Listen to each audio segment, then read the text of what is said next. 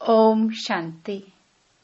24 मार्च 2025 बाबा के महावाक्य। मीठे बच्चे, यह ज्ञान तुम्हें शीतल बनाता है। इस ज्ञान से काम क्रोध की आग खत्म हो जाती है। भक्ति से वह आग खत्म नहीं होती। प्रश्न: याद में मुख्य मेहनत कौन सी है? उत्तर: बाप की याद में बैठते समय देह भी याद न आए। आत्म अभिमानी बन बाप को याद करो। यही मेहनत है। इसमें ही विघ्न पड़ता है, क्योंकि आधा कल्प देह अभिमानी रहे हो। भक्ति माना ही देह की याद। ओम शांति। तुम बच्चे जानते हो, याद के लिए एकांत की बहुत जरूरत है। जितना तुम एकांत व शांत में बाप की याद में रह सकते हो, उतना झुंड में नहीं रह सकते हो। स्कूल में भी बच्चे पढ़ते हैं तो एकांत में जाकर स्टडी करते हैं। इसमें भी एकांत चाहिए। घूमने जाते हो तो उसमें भी याद की यात्रा मुख्य है। पढ़ाई तो बिल्कुल सहज है, क्योंकि आधा कल्प माया का राज्य आने से ही तुम देह अभिमानी बनते हो। पहला शत्रु है देह अभिमान। बाप को याद करने के बदले देह को याद कर लेते हैं। इसको देह का अहंकार कहा जाता है। यहाँ तुम बच्चों को कहा जाता है आत्म अभिमानी बनो। इसमें ही मेहनत लगती है। अब भक्ति तो छूटी। भक्ति होती ही है शरीर के साथ। तीर्थों आदि पर शरीर को ले जाना पड़ता है। दर्शन करना है, यह करना है, शरीर को जाना पड़े। यहाँ तुमको यही चिंतन करना है कि हम आत्मा हैं। हमको परमपिता परमात्मा बाप को याद करना है। बस जितना याद करेंगे तो पाप कट जाएंगे। भक्ति मार्ग में तो कभी पाप कटते नहीं हैं।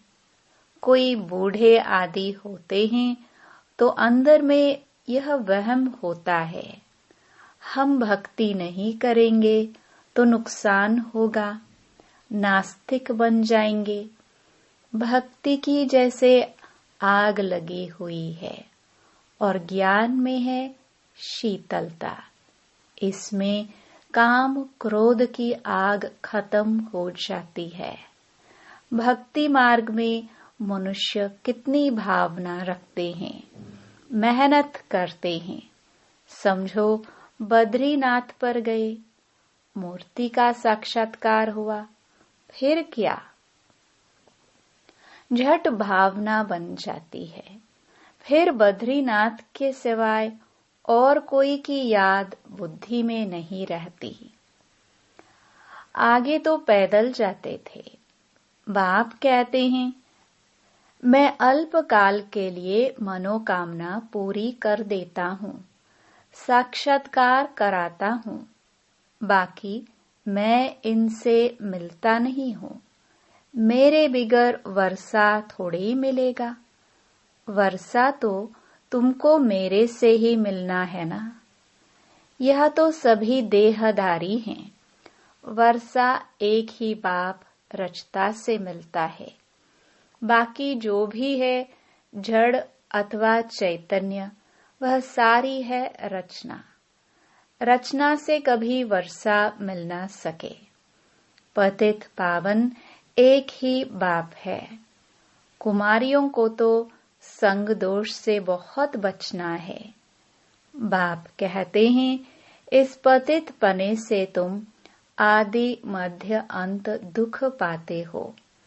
अभी सब हैं पतित, तुम्हें अभी पावन बनना है। निराकार बाप ही आकर तुमको पढ़ाते हैं।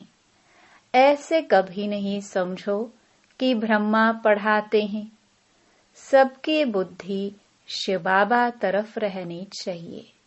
शिव बाबा इन द्वारा पढ़ाते हैं। तुम दादियों को भी पढ़ाने वाला शिव बाबा है। उनकी क्या खातिरी करेंगे? तुम शिव बाबा के लिए अंगूर आम ले आते हो। शिव बाबा कहते हैं, मैं तो अभोक्ता हूँ, तुम बच्चों के लिए ही सब कुछ है। भक्तों ने भोग लगाया और बांट कर खाया, मैं थोड़े ही खाता हूँ। बाप कहते हैं, मैं तो आता ही हूँ तुम बच्चों को पढ़ाकर पावन बनाने। पावन बनकर तुम इतना ऊंच पद पाएंगे। मेरा धंधा यह है। कहते ही हैं, शिव भगवानुवाच। ब्रह्मा भगवानुवाच तो कहते नहीं हैं, ब्रह्मावाच भी नहीं कहते हैं। भल यह भी मुरली चलाते हैं, परंतु हमेशा समझो शिव बाबा चलाते हैं। किसी बच्चे को अच्छा तीर लगाना होगा तो खुद प्रवेश कर लेंगे। ज्ञान का तीर तीखा गाया जाता है ना। साइंस में भी कितना पावर है। बॉम्ब्स आदि का कितना धमाका होता है। तुम कितनी साइलेंस में रहते हो। साइंस पर साइलेंस विजय पाती है। तुम इस सृष्टि को पावन बनाते हो। पहले तो अपने को पावन बनाना है। ड्रामानुसार पावन भी बनना ही है, इसलिए विनाश भी नूंधा हुआ है। ड्रामा को समझकर बहुत हर्षित रहना चाहिए। अभी हमको जाना है शांति धाम। बाप कहते हैं, वह तुम्हारा घर है। घर में तो खुशी से जाना चाहिए ना। इसमें देही अभिमानी बनने की बहुत मेहनत करनी है। इस याद की यात्रा पर ही बाबा बहुत जोर देते हैं। इसमें ही मेहनत है।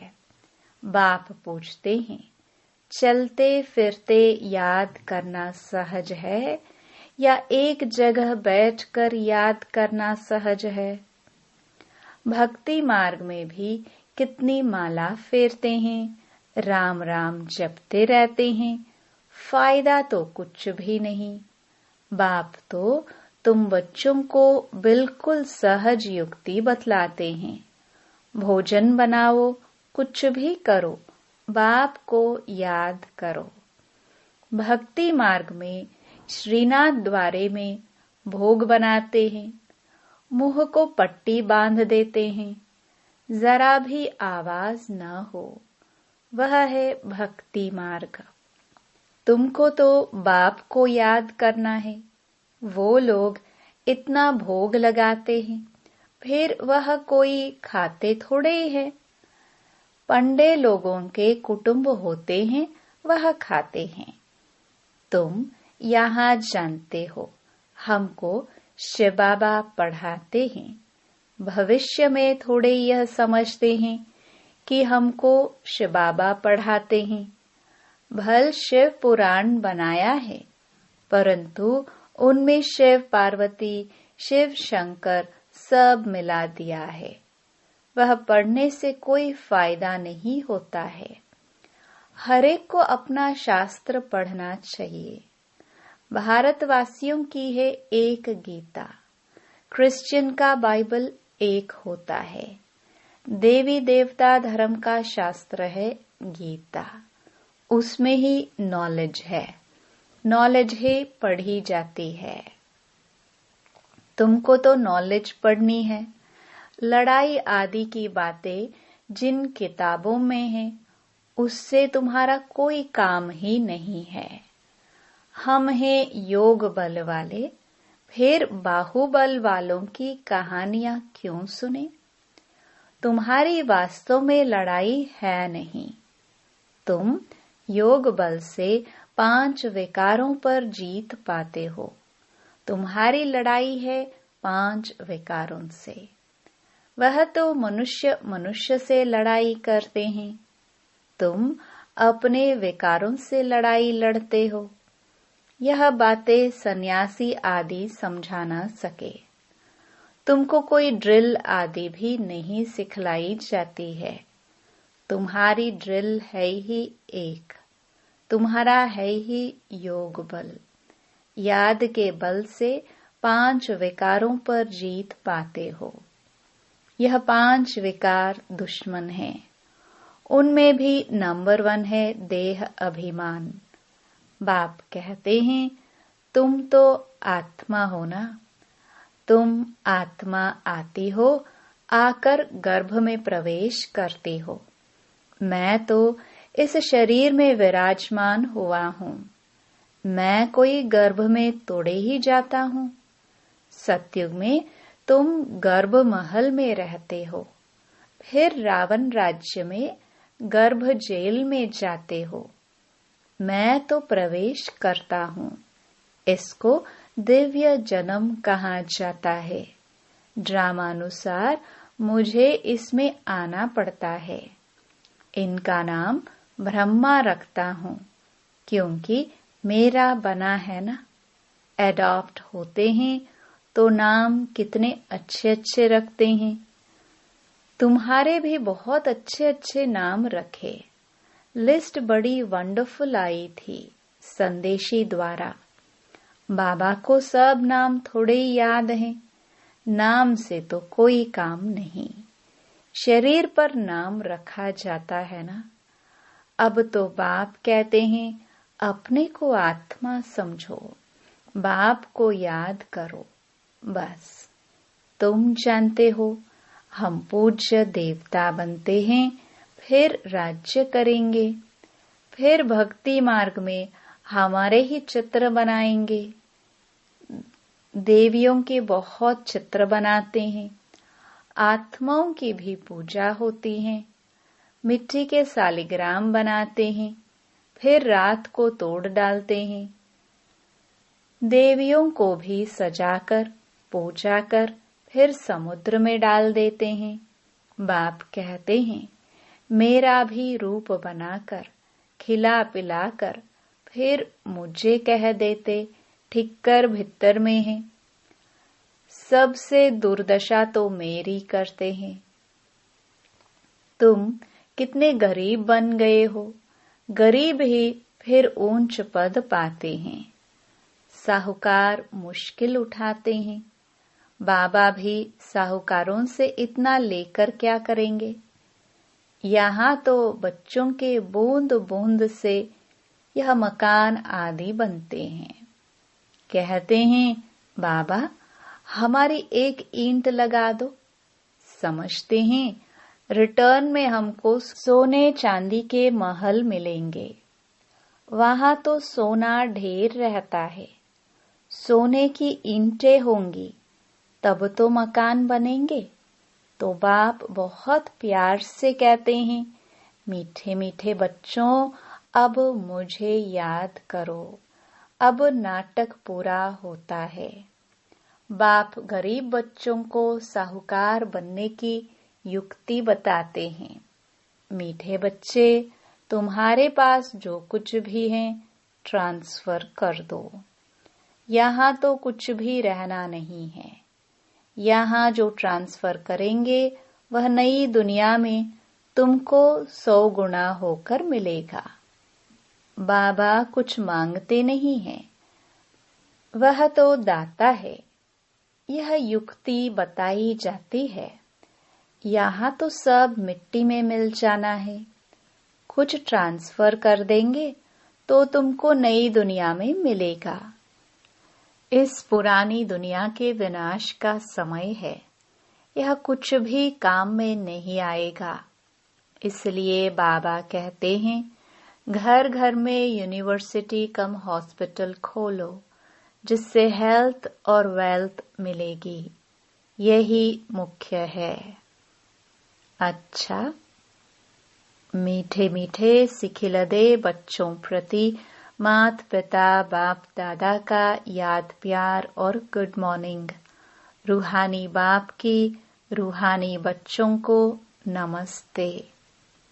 रात्रि क्लास 12 मार्च 1968। इस समय तुम गरीब साधारण माताएं पुरुषार्थ करके ऊंच पद पा लेती हो। यज्ञ में मदद आदि भी माताएं बहुत करती हैं। पुरुष बहुत थोड़े हैं जो मददगार बनते हैं। माताओं को वारिसपने का नशा नहीं रहता। वह बीज बोती रहती, अपना जीवन बनाती रहती। तुम्हारा ज्ञान है यथार्थ, बाकी है भक्ति। रूहानी बाप ही आकर ज्ञान देते हैं। बाप को समझे तो बाप से वर्षा जरूर लेवे। तुमको बाप पुरुषार्थ कराते रहते हैं, समझाते रहते हैं, टाइम वेस्ट मत करो। बाप जानते हैं कोई अच्छे पुरुषार्थी है, कोई मीडियम, कोई थर्ड। बाबा से पूछे तो बाबा झट बता दे, तुम फर्स्ट हो या सेकंड हो या थर्ड हो।